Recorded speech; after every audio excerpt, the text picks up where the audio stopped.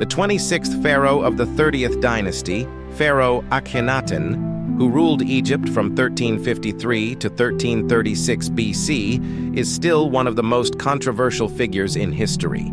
This man completely changed the religious system of an entire country and moved the capital city to a new location. But there are some secrets about him that they hid from us until now.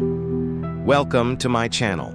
And today let's find out what secrets they hid about the pharaoh, Nefertiti, and the solar disk. For many years, historians believed that Queen Nefertiti was Akhenaten's first wife, and her bust was one of the most popular artifacts from the era. The bust itself is unique because it's the only work of art from ancient Egypt found in Germany, discovered by a team of Egyptologists led by the famous explorer Ludwig Borchardt during an excavation at the Middle Egyptian site of Tel El Marna in 1912.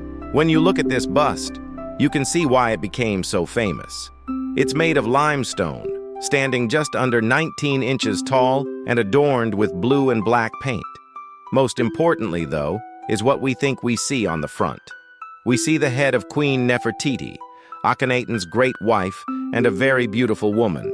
However, recent research has shown that this bust may have been hiding something else, like a secret message. Researchers used X-ray technology to see through the paint and stone. What they found was something surprising. Underneath the paint on the crown, they saw another image. It looks like the sun god Ra, or more specifically the solar disk that represented the sun god. This suggests that the bust may have actually been depicting not just Queen Nefertiti, but also the sun god. In other words, the bust may have been a physical representation of Akhenaten's religious beliefs. Many people forget that Akhenaten's reign wasn't all about the worship of one god, Aten. He tried to completely change how Egyptians thought about religion. Before Akhenaten took the throne, Egyptians worshipped many gods and goddesses. Some were more important than others, like Ra, the sun god. But they had no problem believing in many different deities. Akhenaten wanted them to believe in just one. He came up with a plan to make the sun god Aten the only god worth worshipping. As the story goes, Aten chose Akhenaten as his prophet and told him to build a new capital city in honor of the sun god. Akhenaten agreed and built a brand new city where he would make the sun god the center of everything. He called this new capital city Amarna. It wasn't easy being a religious revolutionary. Many of the old gods and goddesses didn't appreciate being demoted, and there were lots of powerful people in Egypt who didn't appreciate Akhenaten's new religion either, so he needed all the help he could get. That's why the bust of Ra wearing a crown and sitting on the throne beside the queen might have been exactly what Akhenaten needed.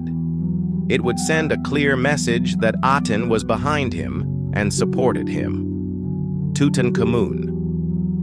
One of the most famous discoveries in the history of archaeology was the discovery of Tutankhamun's tomb in the Valley of the Kings in 1922 by Howard Carter.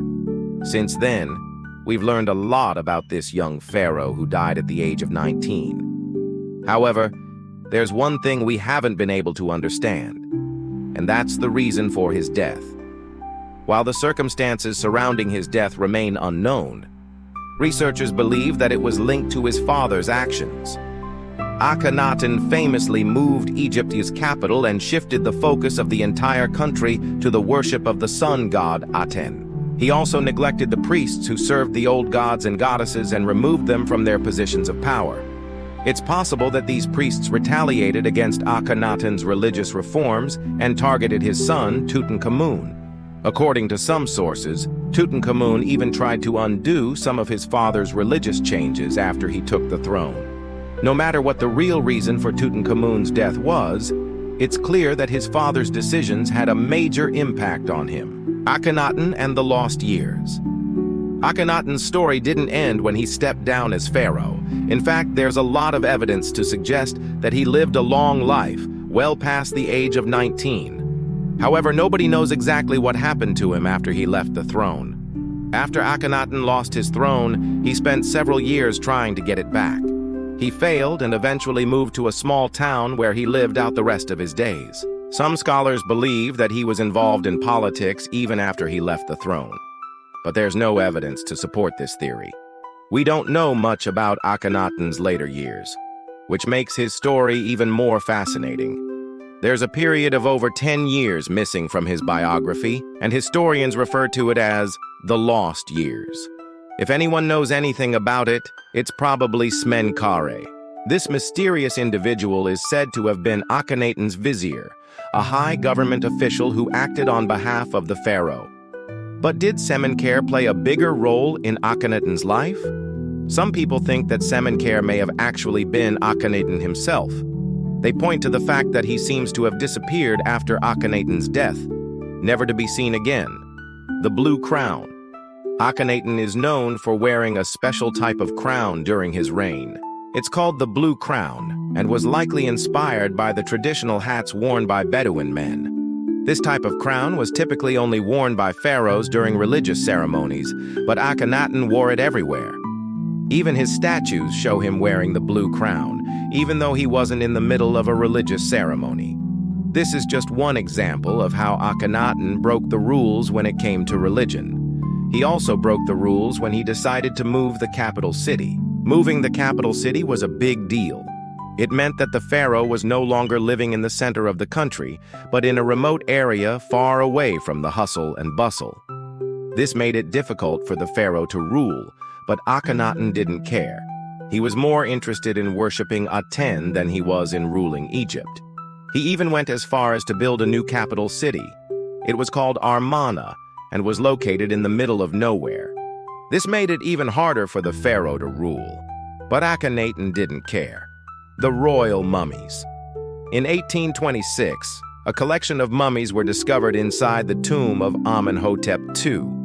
These mummies were originally thought to belong to members of the royal family, but they turned out to be the bodies of 5 young girls. These mummies were given strange names like Mary, Joyce, and Mary, and were displayed in a museum in Turin, Italy. For many years, nobody knew who these girls really were. Then in 2015, scientists finally solved the mystery. Using DNA testing, they were able to determine that these mummies belonged to princesses belonging to the 18th dynasty. But there's more to the story than that. These princesses were all related to Akhenaten. 2 of them were his daughters, while the other 3 were his nieces. This is a shocking discovery because it shows that Akhenaten was willing to do anything to promote his bloodline. He even sacrificed the lives of his own daughters and nieces to keep his family in power. Which secret surprised you the most? Let me know in the comments below. Be sure to give this video a thumbs up and subscribe to my channel for more videos about amazing discoveries. See you next time.